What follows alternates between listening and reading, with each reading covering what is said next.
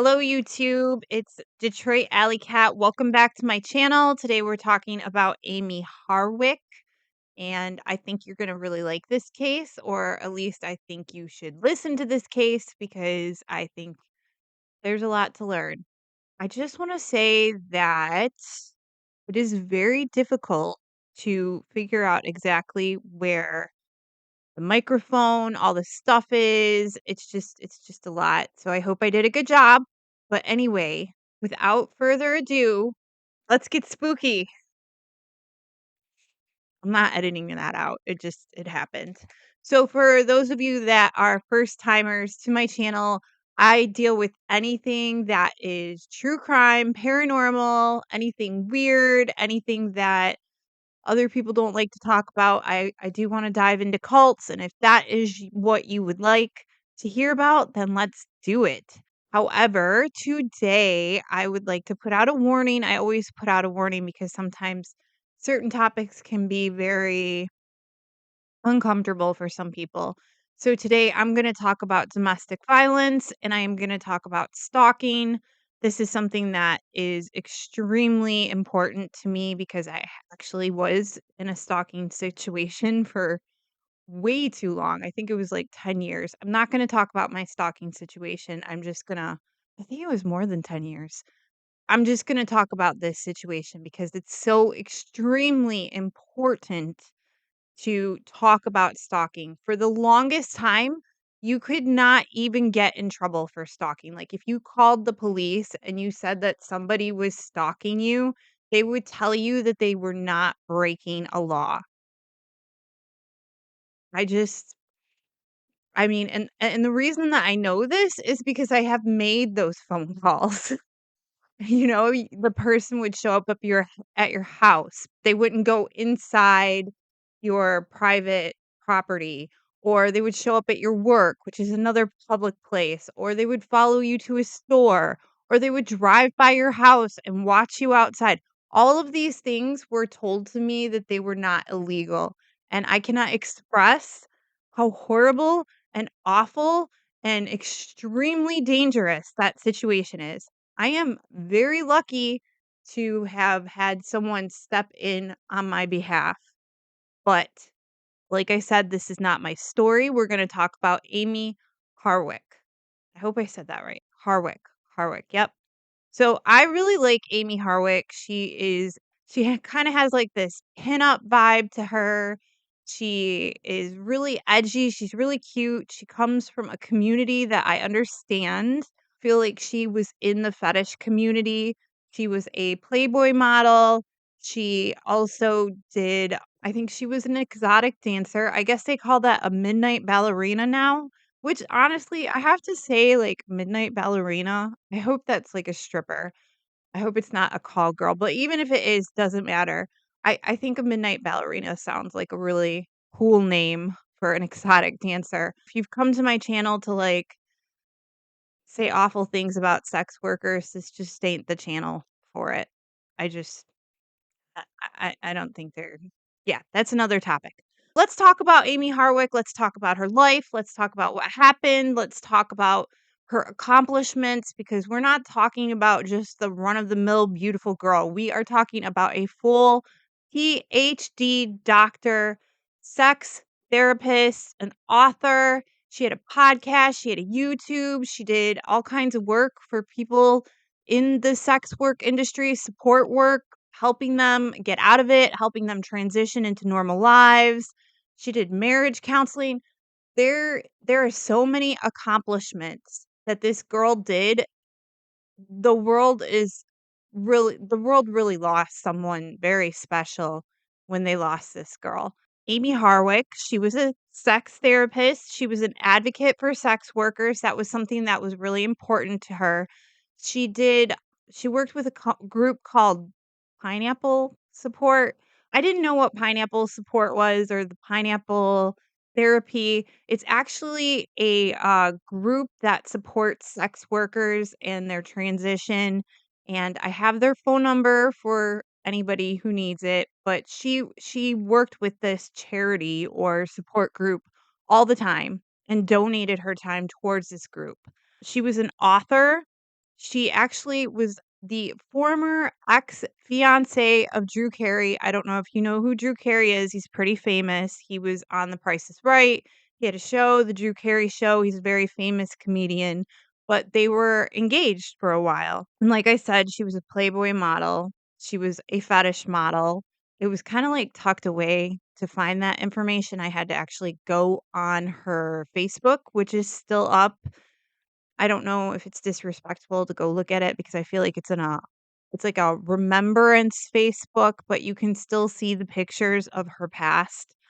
She also drove a motorcycle, which is pretty cool. I also ride a motorcycle when I'm not being chicken about going fast. Like I used to live in Georgia and I drove my motorcycle all over the place. Then we came back to Michigan and people up here drive really fast, and that's not normally a problem until you're on a motorcycle, and yeah. But anyway, she drove a motorcycle, which I thought was really cool. She was dedicated to mental health and healing. That was her, like, big thing.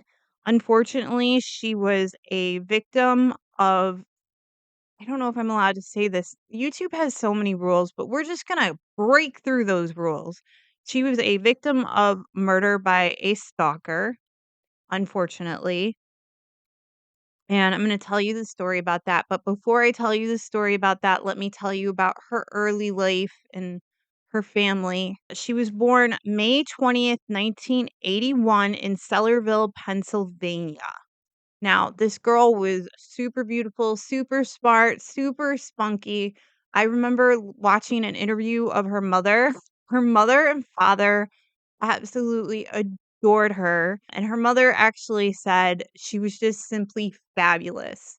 I think that's so cool because there are a lot of parents out there that when they have an alternative child or not like completely conservative fit in a box kind of kid where they don't really support their lifestyles and they treat them a certain way, but Amy's parents really seem to support how different and amazing she was and how not like everybody else she was, and I think that's great. I think all parents should do that. So, she was actually adopted, but Amy, I don't think ever made contact with her birth mother. I don't think she had a need to. She had such a great relationship with her adoptive parents. I'm not for sure on that. I do know she had a little brother.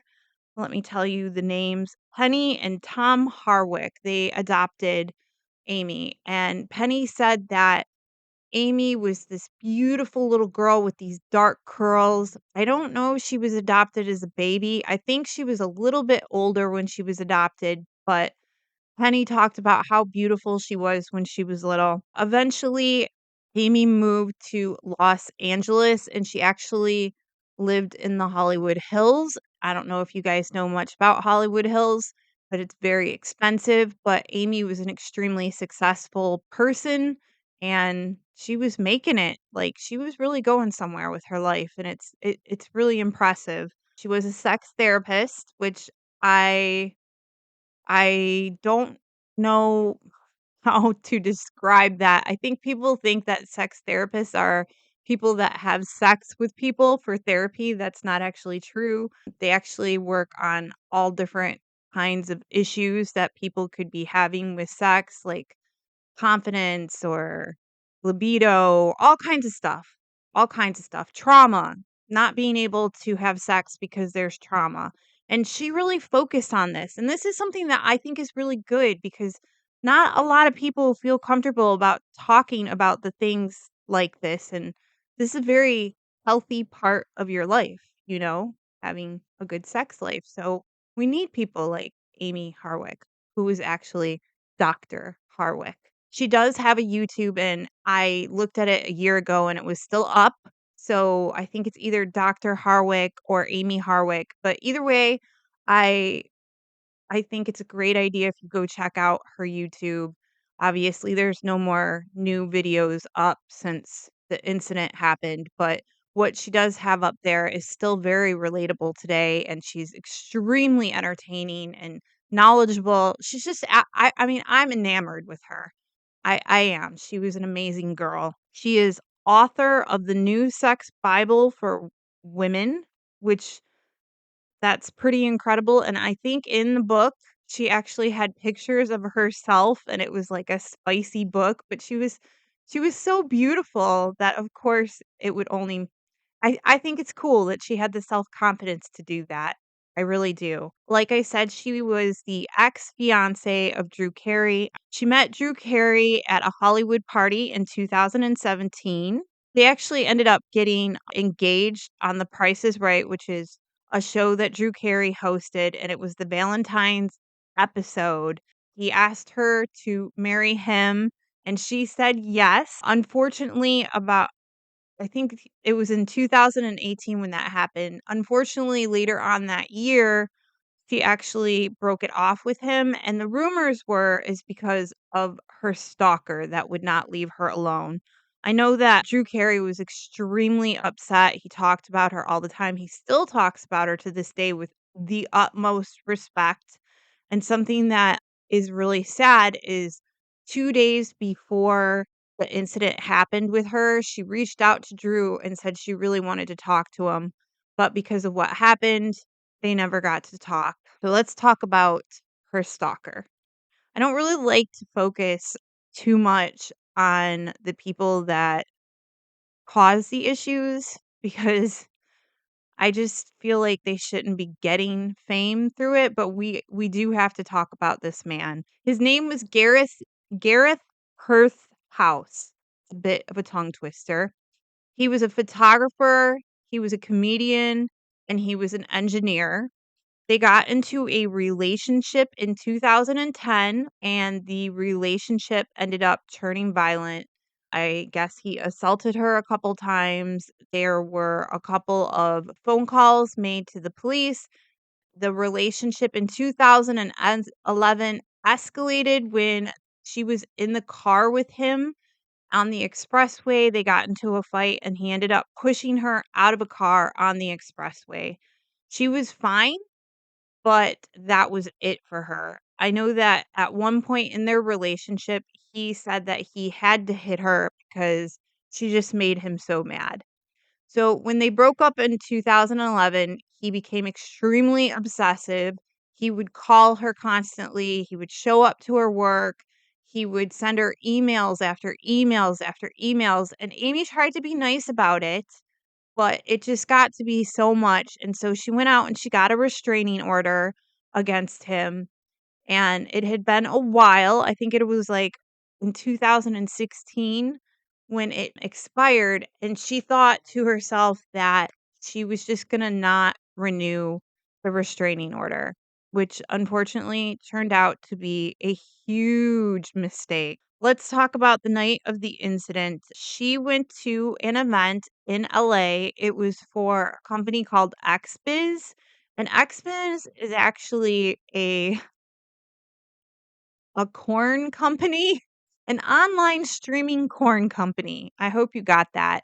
Amy went to these types of things because she wanted to support the workers in these industry, and she wanted to inform them about the different avenues they could take if they wanted to get out of it. She wanted to be there to like help them with therapy and all the different things. So she would go to these types of events, not because she was in the corn industry, but because she wanted to give the sex workers, like, tools to get out of it if they want to, or tools to deal with what they do on a daily basis, which I also think is very cool.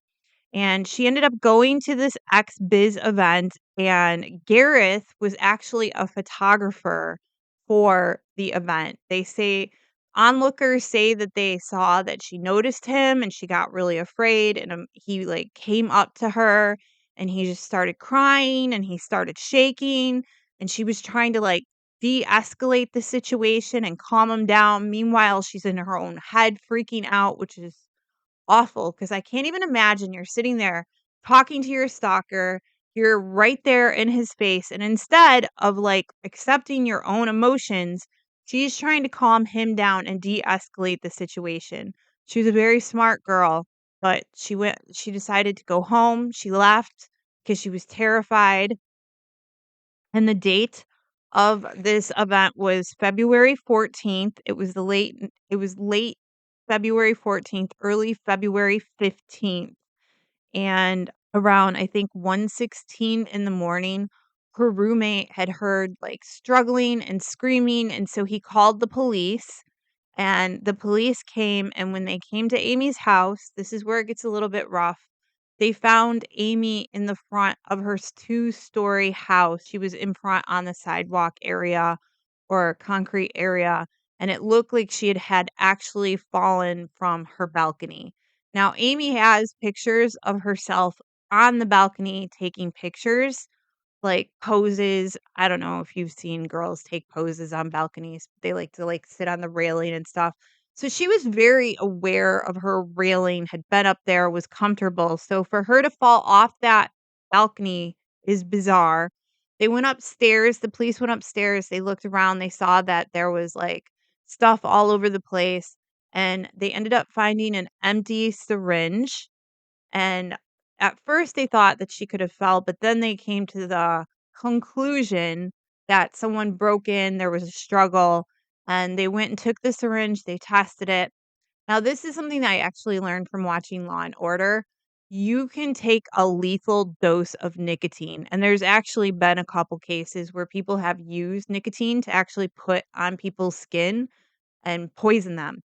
So the the substance inside of the syringe was actually nicotine. So someone took a pretty lethal dose of nicotine and tried to stab it in her, get it in her, and then she was either pushed or fell off the balcony. So obviously they ended up looking into Gareth Perth's house. They found evidence that he was actually the one involved. They ended up arresting him, especially because he had been spotted that night talking to her at the event.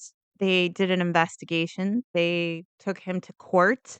The trial was on August 2023. On December 6th of 2023, he was sentenced to life in prison with no parole. And yeah, that was the justice for Amy. This case was actually featured on 48 Hours. It was featured on Lime and Crime. It was featured on Law and Crime Sidebar, which is a YouTube channel I watch all the time. It's really good. And it was featured on all kinds of other things. I can't even tell you how many things it was featured in. Afterwards, her friends and her family, they were pretty devastated. But the thing about Amy is that her legacy lives on, and it's important that we talk about Amy's story because she was such a influential person, and it seemed like if this could happen to her, it could happen to anybody. And it's important that we talk about domestic violence and stalking because stalking can literally lead to what happened to Amy, which is absolutely horrific. So I wanted to take this moment to tell you that if you are having an issue with a partner of yours where they're showing up at your job or they've hit you and they tell you, like they spin it like it's your fault or it's no big deal, or you've broken up with somebody and they keep following you around, like, please take this very seriously. Please. Like, not everybody has the luxury of living with somebody that will keep scare a stalker away. So I wanted to give you guys some resources because I feel like, you know, it's important. So one of the charities that Amy worked with, like I said, was the Pineapple Support. And that is support for sex workers. And I'm going to go ahead and give you the information for that right now because she felt so strong about it. It's 1-877-7766-2004. I want to give you the domestic violence hotline number. It is 1-800-799-SAFE. And then I'd like to give you, because I live in Michigan, the Michigan statewide domestic violence number, which is 1-866 voice DV, and then family resolution for stalking is 1-800-613-6145. I hope that this was a case that was informative to you. I think that it's important that we don't let cases like this just slip away and pass away, because this is just one out of the billions of cases of someone who's been stalked or domestic violence and it's ended in tragedy. And it's very important that we continue to talk about these things and we continue to bring awareness to it and support our friends, our family, and support law enforcement in continuing to actually take these cases seriously. Now, things have changed in the world, and in the United States, stalking is illegal, and they've actually put laws in place, and I'm so thankful for that. So just remember that when you are being stalked, that you can now call the police, and please do so. Don't take these red flags lightly. Anyway, I hope you're having a wonderful day. Thank you so much for watching my video. If you've gotten this far, I love you so much. And as always, I hope you think about sticking around, subscribing, leaving me a comment. Sometimes you guys watch my stuff and just don't say anything. I'd love if you said something. And if you want to like my stuff, subscribe, all that good stuff, all the good stuff.